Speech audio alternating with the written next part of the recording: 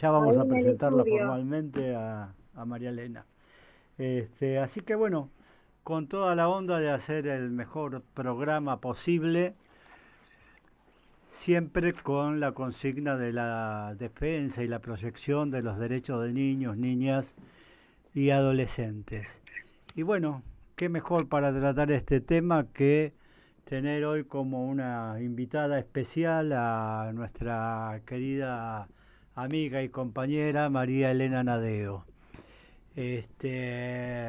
Ya está acá con nosotros, te saludamos. María Elena, ¿cómo estás? Bien, bien, gracias por la invitación. Me coloco los Sí, sí. auriculares. Llegué un poquito más tarde. ¿Viste qué linda radio que estamos ahora? Ay, qué lindo piso, Sí, sí, muy viste. lindo. Sí. Radio Sónica, que tiene dos premios Martín Fierro a la emisión de radio por internet. Son realmente de primera línea, digamos, ¿no? Y son amigos, son gente muy, muy amable, muy cariñosa, digamos, con nosotros, así que estamos muy cómodos acá y te recibimos. Así que gracias por estar. Eh, Hoy estaba contando recién de que estamos con el equipo presente un poco truncado, porque ahí está Rubén por Meet. Hola Rubén, ¿cómo estás? Hola, ¿qué tal? ¿Qué tal, Ana María? Hola. Mm. Hola. Y Juan, que es el psicólogo de nuestro espacio abierto, hoy hay otro compañero ahí de vacaciones, estaba enredado ahí con mucho trabajo y pidió disculpas por no estar presente. Así que bueno, este es nuestro programa de hoy. Lo importante es que está ya con nosotros María Elena Nadeo. ¿Cómo presentarte, María Elena? ¿Qué decimos? Y son muchos títulos y cargos porque es una larga vida, por eso también, ¿no? Claro, Acá, vamos, acá hace a medida que calorcito. pasan los años vamos acomodando, a ver si podemos hacer algo sintético que sea representativo de tu trayectoria. Bueno, militante por los derechos sociales, políticos de nuestro país, desde su juventud, desde su ejercicio de la docencia, y bueno, desde allí proyectada al trabajo político y social y de los derechos. Y bueno, fue parte de la legislatura de la Ciudad de Buenos Aires en un tiempo que la legislatura brillaba. Sí, daba gusto, la verdad. Es una experiencia muy interesante la legislatura. Antes fui concejala del viejo Consejo Deliberante y después sí, en la primera legislatura porteña. Ahí está, ese Ahí está. detalle, mira, no lo Sí. tenía, que había Mm. habido un... Es profesora de historia también, María Otra, Elena, ¿no? bueno, hay una colega, no puede perder Ah, bueno, claro. la... Sí, Sí, sí, Sigamos eso de yo mira, siempre. suelo presentarme así. Yo soy docente, militante política y feminista, profesora de historia, ejercí la docencia en muchos establecimientos secundarios y terciarios. Fui secretaria general de ADEMIS, de un gremio docente, Ujú. cuando ADEMIS estaba en la CETERA, y después esas luchas me llevaron al Consejo Deliberante por el Frente Grande, por el FREPASO, y luego por también el FREPASO, la legislatura porteña. Y en la legislatura porteña debatimos y sancionamos la ley 114, que acá en este programa siempre se nombra mucho, Sí, ¿no? pero no está mal decir quiénes participaron de aquella construcción de la ley 114, ¿no es cierto? Porque ¿Cómo no? realmente sigue siendo una ley de mucha vigencia. Yo me acuerdo de Nelly Millerski diciendo que había dado un paso adelante en relación a la propia convención, señalando al niño como sujeto de derecho y otros puntos que... Otros O sea que, artículos, bueno, que es una ley de mucho sí, peso y que le y abrió paso también a la ley nacional, ¿no es cierto? Y sí, es una ley pionera, porque en la constituyente porteña, en el 96, 1996, cuando se sanciona la autonomía de la ciudad de Buenos Aires, se crea la jefatura de gobierno, la constitución porteña, ¿no? La legislatura. Allí hay un capítulo de niñez donde todos los que militábamos en infancia fuimos consultados para que se plantearan los derechos principales de los chicos y de las niñas, niños y adolescentes, porque ya se incorporó la figura de la niña en la Constitución, y que una ley especial creaba el organismo de infancia, que debía ser interdisciplinario, diseñar políticas transversales, ser descentralizado. O sea, ya la Constitución nos marcó un camino que ya estábamos debatiendo desde hacía tiempo con Casa Sidín, con los colectivos de infancia, con la Casona también, y con tantos, la Asociación de Abogados de Buenos Aires, la Comisión de Infancia, donde estaban Gustavo Gallo, Adriana Granica, el Foro de Salud Mental también, recuerdo las intervenciones de Juan Bassen y hicimos audiencias. Después, cuando se crea la legislatura, ahí, como legisladora, empezamos a discutir la letra de la ley 114. Y allí... ¿Y quiénes estaban en la discusión? Decilo porque es... Y sí, era una legislatura de lujo, donde estaba Eduardo Josami, Raúl Zaffaroni, Aníbal Ibarra, estaban mujeres muy destacadas como Dora Barranco, Juliana Marino. En la Comisión de Niñez, de Mujer, Infancia, Adolescencia y Juventud, estábamos, yo la presidía, estaba Liliana Chernahovsky, que jugó un rol muy a favor. Me acuerdo de aquellos primeros años del Consejo que Liliana estaba presente y, como decís vos, jugó fuerte y a favor. Digamos, a favor. ¿no? Y también, aunque de otro signo político, Gabriela González Gas, UCR alfonsinista, muy, muy progresista, jugó un papel muy interesante a favor de esta concepción, ¿no? de aplicar la Convención de los Derechos del Niño al marco legislativo de la Ciudad de Buenos Aires. Alicia Pierini también formaba parte de la legislatura. Así que bueno, fue Facundo Suárez Lastra también ayudó, en aquel momento muy progresista, sí. Molina Quiroga, en fin, y bueno, y así en el 98 sancionamos la ley y después en el 2000, en el gobierno de Aníbal, se puso en marcha, yo presidí, lo pusimos en marcha con un primer presupuesto pequeñito, en unas oficinas prestadas. Con unas oficinas prestadas en la calle Córdoba, en una escalera que se perdía en la bruma, me acuerdo, sí. Unas oficinas prestadas, allí empezamos a organizar, vinieron a este organismo las defensorías zonales, que ya habíamos empezado una experiencia piloto en Barracas, y el gobierno de la ciudad tenía ya una experiencia también interesante en un departamento de asesoría jurídica basado en el MED, en la Defensoría del Movimiento Ecuménico por los Derechos Humanos, la Defensoría del MED, que había formado Alicia Pierini. Con todo eso, las defensorías barriales, el consejo, formamos el plenario. El plenario esto existe todavía, todo lo que estoy diciendo existe. Quizá no funciona como nosotros querríamos que funcione, con ese compromiso, ese impulso, pero la verdad que funciona. Bueno, el plenario está en la ley 114, es lo que garantizaría el diseño de una política transversal de infancia. Se supone que todos los ministerios deben consultar con el plenario del Consejo cuáles son las políticas y programas necesarios. Y ese plenario debate un plan integral anual. La verdad que fue muy interesante, con participación de la sociedad civil. Las ONGs participaron con mucho entusiasmo. Bueno, la Casona participó. Sí, las ONG participaban con una elección previa, y bueno, quien salía con mayores votos integraba como organización, no como persona, la representación de las ONG en el plenario, digamos, ¿no?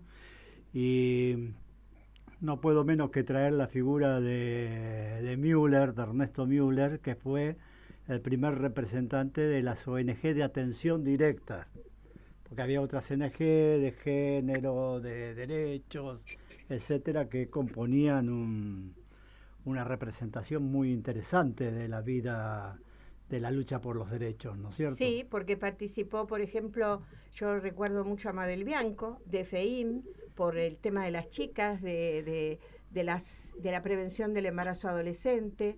También, acá, ¿sabes a quién recordamos especialmente? Hicimos un programa a Eva Giberti cuando falleció. Ah, claro. Y claro. Martínez Muth, que fue alumno, discípulo de ella, hizo una participación brillante donde destacamos todo el aporte que dio, aún antes de esta historia que contás vos, desde antes, con quien fuera su esposo, ya trabajaban y mordían en el tema de los derechos de infancia y adolescencia, ¿no? Y yo recuerdo cuando yo le llevé a Eva la ley 114 para que me diera su opinión y ver si ella quería trabajar con nosotros y colaborar, y yo le propuse en realidad que reeditara la Escuela para Padres, que había sido su gran creación. Gran creación, sí.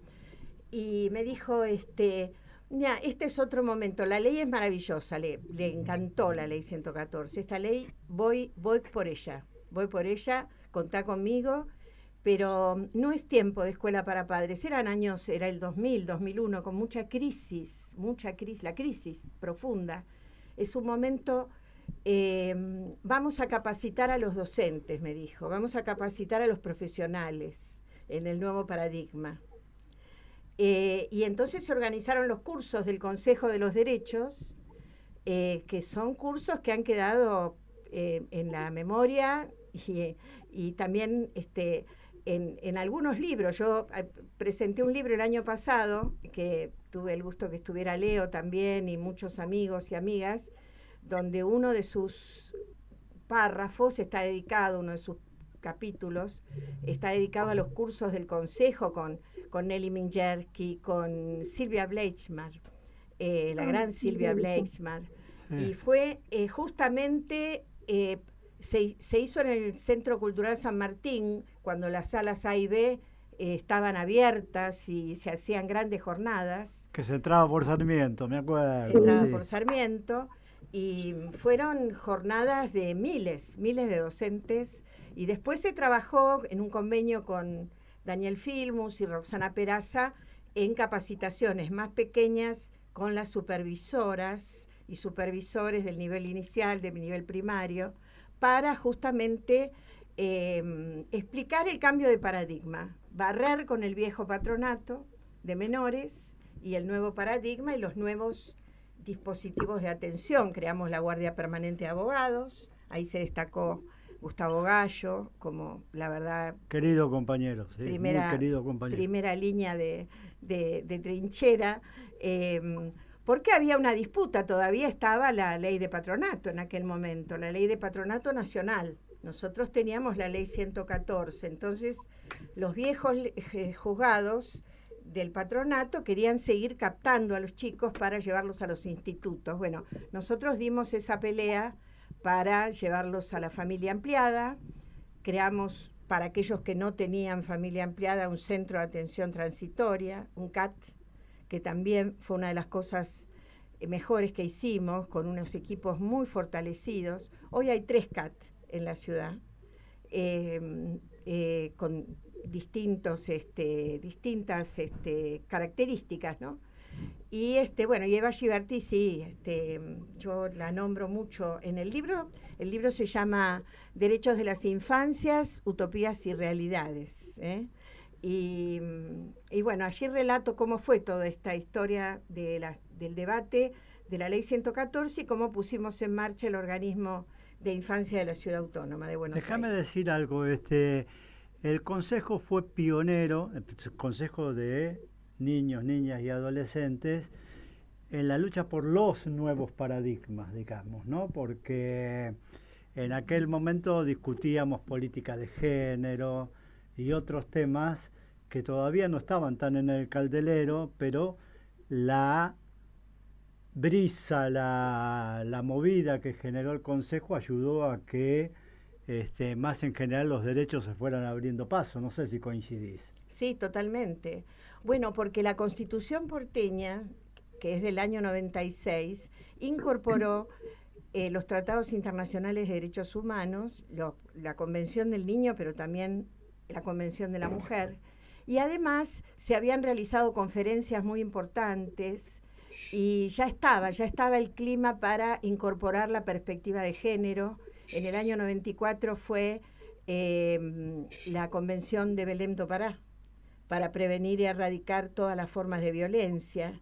Entonces, esto hizo que hubiera una sinergia, y tanto, bueno, Eva Giberti, gran feminista, gran luchadora por la erradicación de la violencia hacia las mujeres y hacia las infancias. Vos sabés que esto a uno le pega personalmente, ¿no? Haber estado en reuniones con Eva, la verdad que tengo un recuerdo tan vívido y tan emocionante de ella, y de otros compañeros que participaban en ese plenario. Fue un tiempo de mucha riqueza, también, como siempre, cargando dificultades, errores, problemas, pero fue muy, muy importante. Y yo te quería, por ahí, viste, el orden que yo tenía para la entrevista se va desacomodando porque lo va llevando el diálogo, digamos, ¿no? Vos decías bien que todo esto sigue muy distinto, porque el país es distinto, porque la política imperante es muy distinta, y de alguna manera el Consejo está acomodado y siendo parte de esa política, digamos, ¿no? Y los consejeros de las organizaciones no gubernamentales, organizaciones sociales, etcétera, y otros representantes batallan por lograr continuidad en política de derechos, por pelear situaciones que agreden a los derechos para que se retrotraigan o para que no se lleven adelante, digamos, ¿no? Entonces, me parece que es importante el sostenimiento de esto, a pesar de las vicisitudes políticas, porque indica también que es lo suficientemente fuerte como para que, como quisieran ellos, se borrara. ¿Vos te acordás, María Elena, que discutíamos en un momento que querían transformar la ley 114 y si era posible borrarla, digamos, ¿no? Bueno, no pudieron hacerlo, pero pudieron avanzar de facto, sí, en los hechos, agrediendo derechos de niñez. Pero el hecho de que siga existiendo el plenario del Consejo es bueno, es importante, digamos, ¿no? Yo lo que digo con respecto a esto, que nosotros avanzamos mucho en legislación, avanzamos mucho en el diseño institucional, se derogó después la Ley de Patronato Nacional con la 26061, pero la economía mundial y la de la Argentina viró en otro sentido. El neoliberalismo arrasó con los trabajos genuinos de los padres de nuestros chicos, y entonces la caída en la pobreza y en la indigencia de millones de argentinos, de miles de familias. Sí, como parte de Latinoamérica y de muchas partes del mundo que también sufrieron el viento que arrasaba del neoliberalismo, digamos, claro, ¿no? Las políticas del Fondo Monetario, el Banco Mundial, el endeudamiento externo. La verdad que luchamos contra todo eso, todo lo que pudimos, pero finalmente la derecha conservadora logró ganar el sentido común, digamos, ganar las elecciones. No pudieron cambiar la ley, la institución existe, las defensorías en cada barrio son un lugar al cual acudir, pero hay una mirada del PRO, digamos, y del gobierno de la Ciudad de Buenos Aires, más allá de quienes dirigen, ¿no?, que a veces tienen alguna mejor formación y entonces son más favorables a los derechos de los chicos y de las chicas, pero hay una mirada conservadora. Que no son tan matices. Yo me acuerdo cómo lo peleábamos a la gestión de de Larreta, lo Y- peleábamos fuerte y con razón, Y de Martino. pero Claro, hoy la cosa cambió para peor, digamos, ¿no? y bueno, está el tema de los desalojos, por ejemplo, los desalojos que afectan a miles de familias, la población de chicos en situación, de familias en situación de calle. Nosotros tuvimos esa problemática porque la crisis del 2001-2002, ustedes recuerdan, había 4.000 ¿Te acordás el niños. desalojo del Padelay? Me acuerdo el desalojo del Padelay, claro. Que el sí. Consejo jugó un papel, Sí, Carmen sí. Frías Sí, y claro. la Guardia de Abogados, etcétera, en cuanto a que no se reprimiera, se avasallara. Y que se garantizara el acceso a una vivienda alternativa, digamos, a soluciones habitacionales, ¿no? Hoy, Ahora vos fíjate qué contradictorio, ¿no? Porque, bueno, pasó eso con el Padelay, pero a la vez quedó ese predio vacío y la comunidad de San Telmo luchó para que fuera un espacio para la comunidad. Y hoy funciona ahí el CESAC, eso lo recordamos hace poco con Eduardo Tisera acá en el programa, y aparte el programa siguió todo el proceso de lucha que se fue dando para que ese lugar fuera para la comunidad. ese lugar digamos, era ¿no? muy apetecido por distintas corporaciones, un edificio enorme en San Telmo, y finalmente ninguno de esos proyectos prosperó, por eso quedó vacío. Fue un milagry entonces ahí había una comunidad, como dice Leo, de San Telmo, la red barrial que venía reclamando el traslado del CESAC de San Telmo, un CESAC histórico, La pero creación chiquitísimo. de un centro educativo de primera infancia Claro, claro. y otras cuestiones Bueno, comunitarias Eduardo importantes. Tisera, que es uno de los profesionales más activos en esa lucha, es miembro del plenario del Consejo de los Derechos por la PDH. Actualmente, sí, fue elegido por la Actualmente. Así que, y bueno, yo lo que observo es que hay, y seguramente quienes están escuchando, seguro me van a coincidir, hay una cierta burocratización. Por ejemplo, hay un piloto automático, ¿no? Es decir, como que organismos que tendrían que ser de defensa de derechos se convierten en una oficina más de la administración pública. Eso no debería pasar en ninguna oficina de la administración pública. ¿Por qué digo esto? Por ejemplo, la Guardia Permanente tenía un teléfono especial para hospitales y otro para escuelas. Y entonces las escuelas y los hospitales llamaban y hablaban directamente con los abogados. En esos tiempos era importante porque, por ejemplo, un chico en situación de calle o en situación vulnerable que entraba a una guardia médica, los médicos llamaban a los enfermeros, la gente del hospital llamaban a la policía, por ejemplo, Claro. ¿no?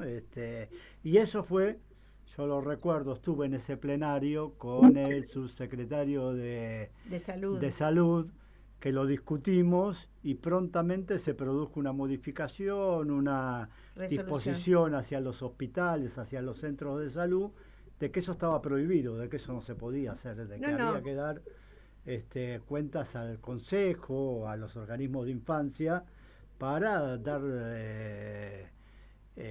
curso a los derechos del niño y no su penalización, la atención de los niños solos o indocumentados. Era prioritario el deber de atender la salud. Todo lo demás es secundario, pero ellos querían tener el respaldo del organismo de infancia. Entonces, por eso la Guardia Permanente anotaba, les daba un número de registro y iban los operadores, si fuera necesario, iban, si no había ningún familiar, iban los operadores a buscar a los chicos una vez atendidos y se buscaba la familia ampliada, la familia directa, la familia ampliada, y si no había, se llevaban al CAT. Ahora eso cambió al Centro de Atención Transitoria. Entonces, hoy atiende la línea 102 directamente a todo el mundo. Sí, hay una contradicción ahí porque se anularon esto, pero yo tengo la mirada, no tengo cifras concretas, de que la 102 por otro lado creció. Sí. Como que hay más vida en la 102, más reclamos, más instalación, como parte también de esta multiplicidad de call center por los derechos, digamos, ¿no? Derechos con la violencia de género. Claro. Eh, Me parece que, bueno, que también esa cuestión pionera de la 102, que fue también perseguida por el patronato, Sí. vos te acordás, te reís porque te acordás de cuando llamaban a las 2 de la mañana para ver Si andaba, si si andaba, funcionaba. porque por ley se decía que eran las 24 horas, digamos, ¿no? Y así era, pero Sí, a mí nos me jugaban, me decía, no está funcionando la línea 102. Sí, le digo, a ver, llamemos. ¿Estás segura? Sí, sí, llamemos, marquemos, a ver. Y me atendían los operadores. Atendían los los operadores. compañeros designados, Claro, claro. La verdad que sí, años complejos. Ahora, todo esto a mí me lleva a una reflexión, digamos, ¿no? Eh, el sistema de protección integral está atado a la política y a qué política se está generando, económica, social, de derechos civiles, etcétera, en el país. Hoy en este momento, con este gobierno de ultraderecha y demás, hemos tenido un retroceso muy grande en materias de derechos de niñez. Vos mencionabas desalojo, yo acá hice una lista que no la voy a hacer porque es la lista de las penurias, digamos, ¿no? Salud, falta de vacuna, discapacidad, un montón de derechos que son vulnerados, pero que están directamente relacionados con el proyecto político que están llevando adelante y al que nosotros somos parte de la lucha en contra de él, de la resistencia en contra de él y también de ir generando alternativas a él. Entonces, la pregunta es, ¿cómo estamos aportando a esa lucha desde los organismos, las asociaciones civiles, las redes grandes, las redes chicas, los territorios, a ese cambio, digamos, ¿no? Creo que es una cosa que nos tenemos que proponer así, porque sin verlo como parte de la lucha más global del pueblo, no avanzamos, me parece a mí, o no consolidamos los avances, digamos, ¿no? No, bueno, la Constitución porteña, que es una joya, la quieren reformar, pero la verdad que me parece que no se animan porque es un texto muy avanzado, está basado en los tratados internacionales, en la experiencia de lucha de equipos diversos de todas las profesiones, en vivienda, en salud mental, en ambiente, en trabajo, en turismo, hasta en turismo, en niñez, en género, en mujer. Entonces, y en las formas de participación ciudadana, la descentralización. Bueno, no se animan, pero esa constitución se logró porque hubo una coalición muy progresista en la ciudad de Buenos Aires que ganó las elecciones. Y entonces las derechas tradicionales tuvieron que apoyar, porque era... Ahora, una reflexión en relación a eso. Sí. Esa composición avanzada, progresista, generó estas leyes que siguen disputándose con el modelo actual, digamos, ¿no?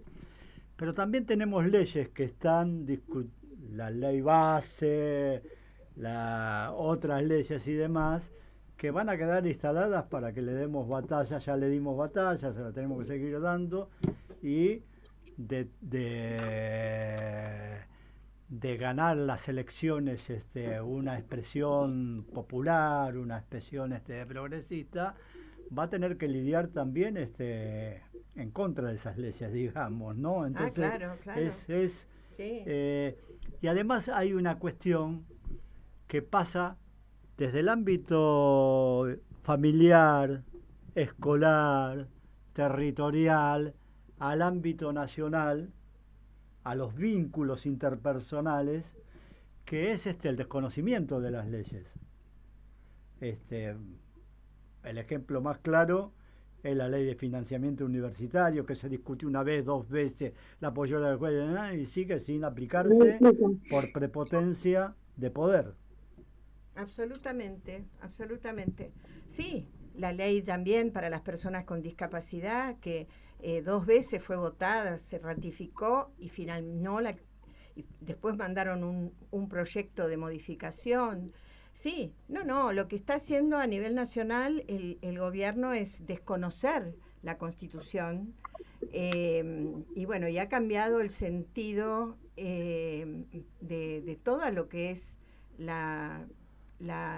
el marco conceptual de los derechos de las infancias, de los derechos de las mujeres y de todo el andamiaje jurídico. En realidad es un escándalo político. Es un escándalo, sí, Pero sin embargo... ahora, lo único que ha mantenido es una gran política universal, que es de la época de Cristina, que fue un gran reclamo nuestro y de todos los sectores populares, que es la asignación universal por hijo. Sí. Eso, yo creo que eso es lo que hace que no haya una eclosión social. Que no Eso haya y la tarjeta alimentar que sostienen a los más pobres a que luchen por llegar de alguna manera a resolver sus problemas económicos sociales.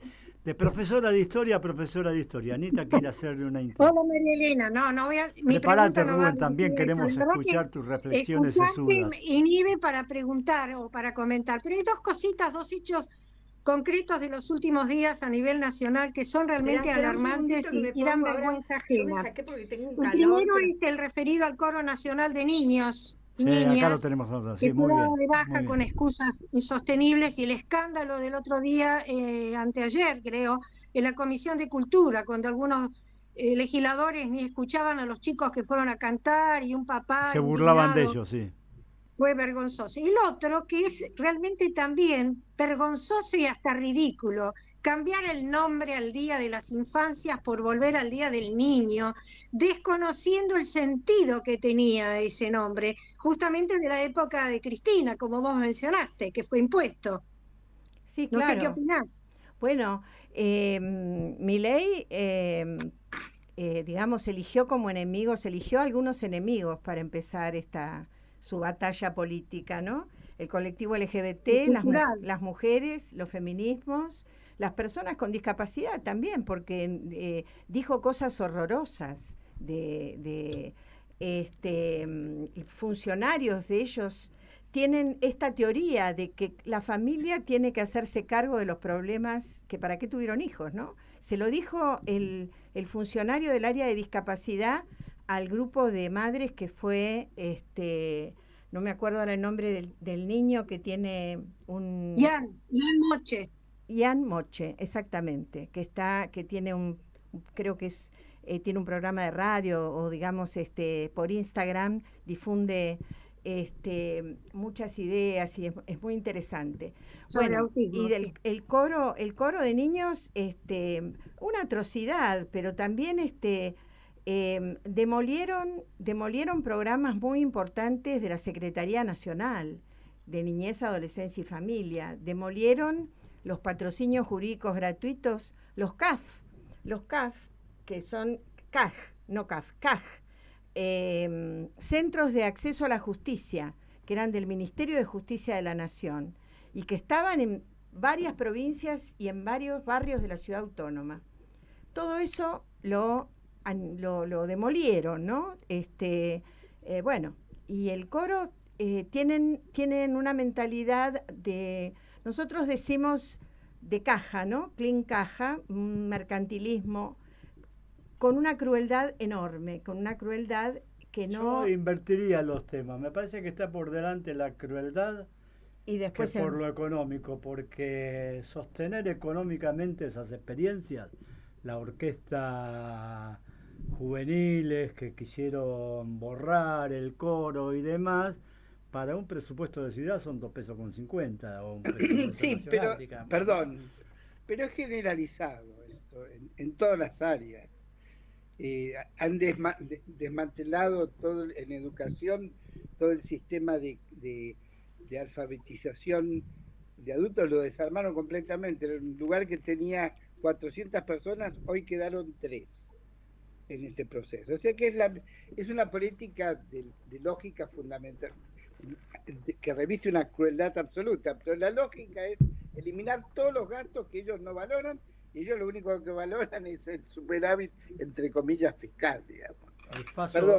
El falso equilibrio fiscal, que es a costa mentiroso. de Ajuste, a través de ajuste. No, Claro. el de ajuste y de remodelar el país, digamos, ¿no? De matar a la industria, bueno, un montón de cosas. El recorte a los jubilados, a los trabajadores, los subsidios a las cooperativas, por ejemplo, todo el programa de economía popular, las cooperativas de trabajo, que son un embrión, ¿no? Ayer fue el día de la cooperativa, sí, sí. Estuve en una actividad que habló Carlos Heller, reivindicando el rol de las cooperativas, muy interesante. Y bueno, debería ser el embrión de un nuevo modelo de sociedad, ¿no? De un modelo económico que apueste a las relaciones sociales, no de explotación, sino de cooperación, justamente, donde todos empujen el trabajo en común y se repartan las ganancias. Bueno, donde no haya apropiación, donde no haya concentración de la riqueza. Ese es el modelo de sociedad que queremos, que en definitiva es lo que va a garantizar mayores niveles de igualdad. Bueno, ellos tienen, para ellos la lógica es la lógica del mercado, de la gran actividad financiera. Para ellos el capital se mueve de manera voraz, la ley de la ganancia, y eso los mueve, y Caputo es el ministro de Economía, bueno, es el gran director de todas las mesas de dinero que ha habido y que habrá. Entonces, estamos en manos de especialistas en el negocio. Sí. Por eso, los negocios inmobiliarios, por eso intentaron habilitar al gobierno a vender las tierras fiscales en manos de extranjeros, y cada vez la concentración de la tierra también es un tema a estudiar. La lucha de la sociedad impidió que se aprobara tal como ellos querían. Ahí vamos. Bueno, entonces vamos, hay redes, pero hay mucha fragmentación todavía. Pero hay, sí. En mi opinión, existe la fragmentación, existe un nivel de enfrentamiento que no alcanza, pero hay un crecimiento en la resistencia, me parece a mí. La marcha del otro día y el resultado de la marcha. Nosotros estábamos haciendo el programa el día 6 y estaba la marcha en contra de la ley de tierra, digamos, ¿no? Entonces, me parece que eso, que venía de antes, que tuvo que ver, bueno, se dice con la bandera de Malvinas en el Mundial, que yo qué sé cuánto, hizo que haya un despertar que es interesante. El tema es si podemos darle continuidad. Rubén mencionaba, y yo lo tomo como ejemplo. ¿Qué decías, Rubén? Te escucho. No, que ayer en la marcha de defensa de la ciencia también fue muy masiva, mucho más de lo que los propios que organizaron pensaban. Muy simpática la camiseta argentina, con las 3 estrellitas y una estrella de mar panzona como la que fue símbolo de trabajo del CONICET. Del Fondo Marino. Sí, claro, bueno, pero tomando un ejemplo que vos mencionaste recién, o un hecho que vos mencionaste, Rubén, recién, que es la educación de adultos. Lo que vos decís es verdad, pero es de uno de los organismos. Hay otros que resistiendo lograron seguir parados. El Bachi, por ejemplo, en Lugano, sigue porque está sostenido por la actividad de una asociación de gente, de docentes, de comunidad, que permite que así sea. Entonces yo creo que tenemos que valorar y potenciar esas experiencias, digamos, ¿no? Y trabajar porque esta fragmentación que mencionaba Rubén, que mencionaba vos, María Elena, no sea tal. Fragmentación que existe también en lo político. Parece que ayer hubo novedades que se puede ir avanzando, igual desde una lógica que a mí no me gusta demasiado, pero demuestra que se puede ir avanzando Sí, en cuanto a sí. reconstruir la Necesitamos fragmentación, la digamos, unidad de ¿no? los sectores populares, democráticos, progresistas, feministas. Necesitamos una unidad con un programa, ¿no? Con un programa que todos conozcamos de antemano, para no tener las sorpresas que tuvimos en tiempos anteriores, ¿no? Me parece También repensar el Estado, ¿no? También hay que pensar, repensar el Estado, plantear recuperarlo, evitar que lo destruyan. y Sí, pero también repensar, modernizarlo en muchos aspectos que me parece que... sí, promover más la participación de la gente, de la sociedad, ver este tema de los modelos alternativos, productivos, el tema de las cooperativas, el tema de, hoy hablar de reforma agraria sería casi un pecado, pero en realidad... Pero de otra manera se habla de de reforma agraria, ¿no? necesitamos planes que generen una producción cooperativa, desarrollando a los sectores campesinos, el desmonte, parar un poco el desmonte, el extractivismo, parar la megaminería. Esto, por ejemplo, es una deuda también de los gobiernos populares, ¿no? Que no previeron este tema de las consecuencias que tendría la megaminería a largo plazo, ¿no?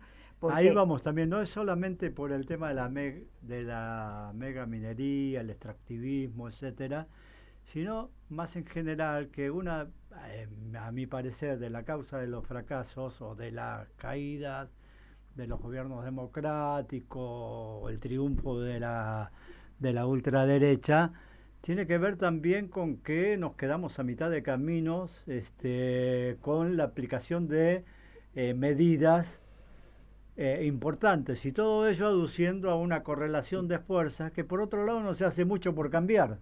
Claro, Es verdad que hay una correlación de fuerza que no es favorable en el mundo y en el país, pero hay que construir a nivel de la comunidad, a nivel de las distintas instancias, con creatividad. Y en este sentido yo te quería hacer una pregunta. Nosotros luchamos por retomar un modelo democrático participativo, popular, distributivo, como dicen algunos, de justicia social, etcétera, etcétera, ¿no es cierto?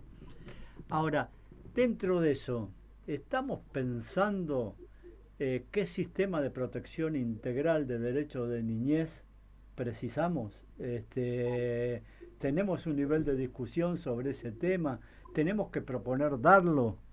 ¿Tenemos que replicar lo que hicimos antes o tenemos que hacer un análisis que rescate todo lo positivo y que sea autocrítico en algunos sentidos para que se deje de invisibilizar, por decirlo de alguna manera, la situación de niños, niñas y adolescencia, digamos, ¿no? Yo creo que hay que fortalecer la comunidad, las experiencias comunitarias y las familias. A mí me parece que uno de los grandes temas que faltó, la asignación universal apuntaba a eso, pero es transferencia de ingresos, nada más y nada menos, ¿no? O sea, piso mínimo alimentario. Faltaron desarrollar programas locales, porque desde la nación eso no se puede hacer, hay que articularlo con cada municipio, de fortalecimiento familiar, de apoyo a la crianza, de prevención de la violencia antes que se produzcan las violencias, antes de que sea necesario separar a los niños de sus padres o de su madre, porque no ve la situación de violencia. Todo eso quedó en agua de borraja, digamos. Creo que nadie tampoco la provincia de Buenos Aires lo tiene resuelto, que sería uno de los ejemplos mejores en la gestión política, ¿no? Con Axel Kicillof. Pero tampoco, si vemos los servicios locales de protección, también están colapsados. Hay algunos muy buenos, y otros que dependen mucho del municipio, que tienen también los salarios precarizados. Este tema del salario precarizado de los trabajadores de la infancia no lo resolvimos nosotros, porque era el momento de la crisis, pero tampoco se resolvió tampoco se resolvió en los años posteriores. Se agudizó en realidad. ¿Quién me contaba el otro día? Ahora me olvidé quién, pero me contaba 25 años trabajando en Nación, en Derechos Humanos. No era de planta, tenía un contrato. Entonces la barrieron como se barre, y una persona espectacular, no voy a decir el nombre, pero hay cuestiones, el tema de concursos, ¿no? Un poco lo que decía recién el compañero, mejorar para democratizar o modernizar el Estado, recurrir más a los concursos, jerarquización, ¿no? Jerarquización profesional.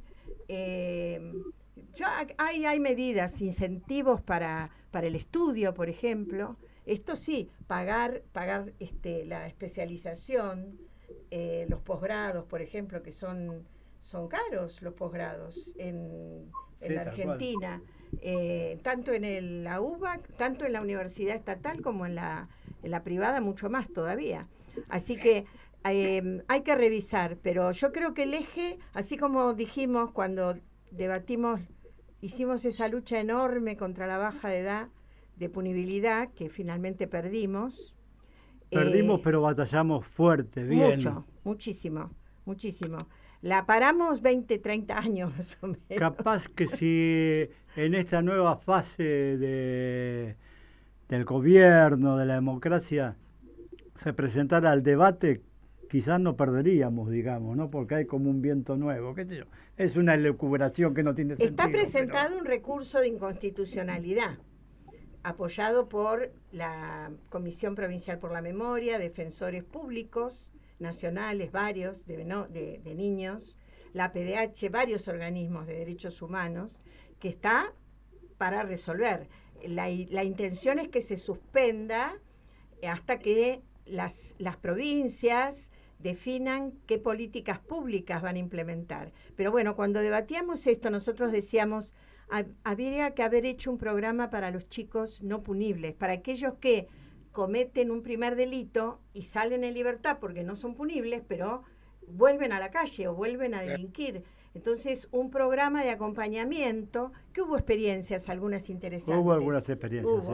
Pero es decir, políticas más fuertes, más sólidas, programas más sólidos de infancia, para la infancia y para la adolescencia, con la participación Hablando de los programas, y yo creo que esto tiene que ver con valorar también la Constitución de la Ciudad de Buenos Aires, que se aprobó cuando vos decías, que apoyado en ellas, legisladores del campo popular, de la izquierda, como queramos llamarle, han logrado que se votaran en esta situación política adversa de la Ciudad de Buenos Aires, proyectos, leyes, medidas a favor de los derechos de niñez, digamos, ¿no? Algunos presentados por Marubieli y otras legisladoras que no son todo, pero dan pasos interesantes para valorar, digamos, ¿no? Creo que se aprobó una ley, espero que se cumpla, que es un viejo anhelo que teníamos todos y todas, Müller Alborada, que es el de asegurar el egreso de los chicos de los hogares. Dándole trabajo en el trabajo en el Estado o a través de convenios en empresas, ¿no? Ese es un cupo para los jóvenes. Son proyectos, yo misma tenía proyectos en ese sentido. Marubieli lo trabajó muy bien, se aprobó, se sancionó y esperemos que Ahora vos fíjate cómo estamos, que decimos, se sanciona la ley. Esperemos, es como que le prendemos una vela, digamos, ¿no? Bueno, yo les cuento algo. Miren, cuando en el 2011 yo era legisladora de la ciudad y presenté un amparo porque en un terreno de Chacarita, donde están los talleres Guzmán, los viejos talleres de la quema era de Chacarita, el ejecutivo Macri decidió construir una comisaría. Y el barrio había pedido que allí hubiera un polideportivo.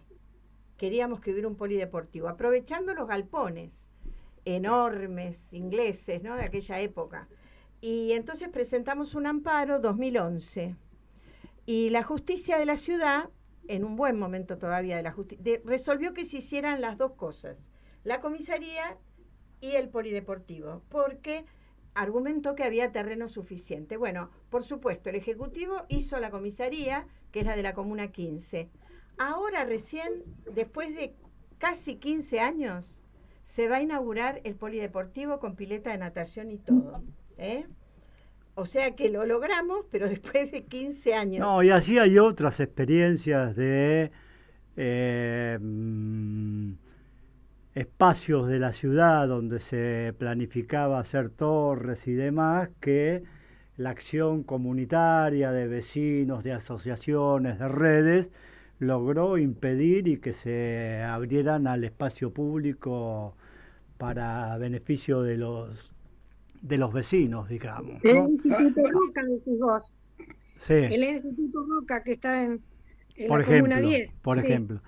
Y Una esa es última... la función de, perdón, disculpa, no. No, Dale, que dale, es- Rubén, dale. que esa era la función de lo que se crearon los CGP, los centros, espacios donde los vecinos podían presentar los proyectos para el barrio, cosa que en un primer momento empezaron a funcionar y después fueron absolutamente desvirtuados en la mayoría de los casos, ¿no? Sí, se perdió ese impulso. Zaffaroni decía que la descentralización podía ser una revolución ciudadana.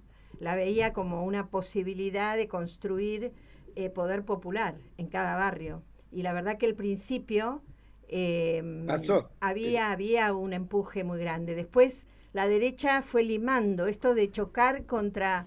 Se resuelve algo en un barrio y no se cumple, y no se cumple, Claro. y no se Tal cumple. cual. La gente se desanima, ¿no? Sí, yo creo que principalmente la derecha, pero también las fuerzas democráticas también están enredadas en un sistema político que apuntan a la continuidad y que no resuelve las cosas, digamos, ¿no? Entonces, lo digo con dolor, digamos, porque me siento parte, digamos, ¿no? Pero me parece que es algo que también tenemos que apuntar a modificar.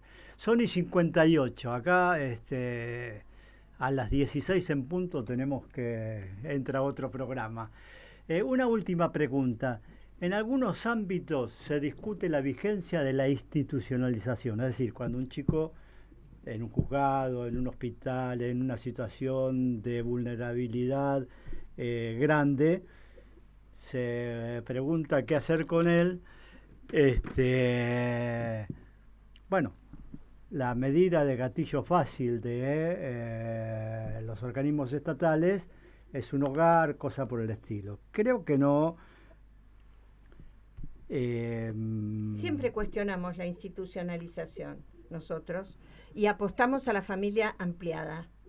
Buscar una tía, una abuela, incluso algún vecino o vecina que pueda hacerse cargo de estos niños para evitar el crecimiento en un ámbito que se convierte, por más bueno que sea ese hogar Tal cual. convivencial. Nosotros lo podemos decir desde la Casona de los Claro. Barriletes, por progresista y amoroso Sí. que sea No la es su institución, familia. no es su familia, No es los su chicos familia. reclaman. Bueno, en la última etapa de la CENAF, de la CENAF de Gabriel Lerner, se creó un proyecto que es el programa AUNAR, para darle una contribución económica a la familia ampliada para que se pueda hacer cargo por niño, ¿no? Y si es un grupo de hermanitos, una contribución económica por cada hermanito. Ese programa lo liquidaron en la CENAF. Milei lo destruyó. Ahora queremos que se haga ley en la Ciudad Autónoma de Buenos Aires, porque es una Mira, un herramienta. programa que se está liquidando es de Radio Casona, porque son las 16. Pero esta es una liquidación positiva, amorosa, digamos. Claro. Tiene continuidad después. No, me parece que hemos abordado muchos temas y bien, con profundidad, con rigor histórico también, y que bueno, que vamos a hacer lo posible porque ruede, porque a través de las redes y otros elementos llegue a la mayor cantidad de compañeros y personas posibles, digamos, ¿no? Así que te queremos agradecer, María Elena, por estar con nosotros. Y siempre estuviste en muchos programas de radio, en otros estudios que fuimos pasando. Este es precioso, la verdad. Y bueno, eso, agradecerte y sentir de que sos amiga de la radio, que sos compañera de la radio, más allá de las vicisitudes que nos van llevando por caminos posibles, digamos, ¿no? Así que bueno, nosotros nos vamos despidiendo hasta el jueves próximo, por más Radio Casona, por más lucha por los derechos de niños, niñas y adolescentes. Radio Casona, que cumple 30 años en diciembre y que se encuentra actualmente haciendo una campaña de solicitud de recursos para un mejor mes de la infancia. Esto lo quería plantear también. 30 años, ¿te acordás que vos viniste cuando recién empezábamos? 30 años, qué barbaridad. Qué barbaridad. No es nada, 30 años no es nada. No, mira, no estamos tan machucados. No. Vos y yo. Bastante bien. No de estamos, aquella época somos. No estamos tan machucados. Bueno, compañeros del equipo, gracias. Hasta el jueves que viene. Elena.